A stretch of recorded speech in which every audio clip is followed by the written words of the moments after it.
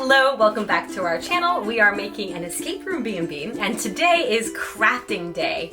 So we have been collecting a ton of frames, but those frames don't have much of anything good in it except for maybe pictures from the 70s or 80s and they are not good. So we have to fill those frames with beautiful artwork, and I have a crafting tip for you today that's going to help you take artwork that's printed out and make it look like an original painting. I have bought a couple prints from Janet Hill Studios.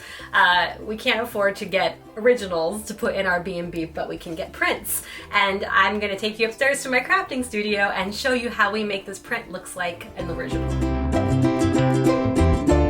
We're in the studio, and as you can see, I have two pieces of art. The one on the left has a little bit of texture, if you can see. And what I've done is I've used Mod Podge to paint over the print so that it gives a little bit of feeling that it's actually a painting. With my trusty jar of Matte Mod Podge, what I'm going to do is give a base coat to the entire painting just to get some texture to it.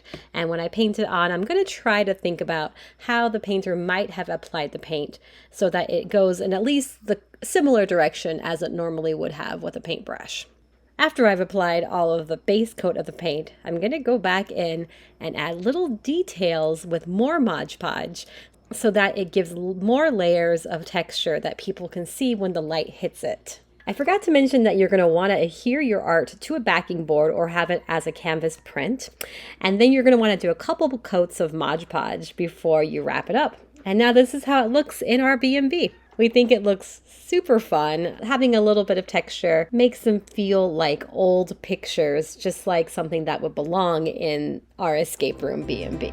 And that's it. Super, super easy project. I hope you get the chance to try it. You can't really mess it up too bad, so if you're worried about it, don't do it on a print that you bought. Just do it on something you printed out. See how you like it. You might just feel like you have a whole home filled with custom artwork when you do this. Thanks for watching. Bye.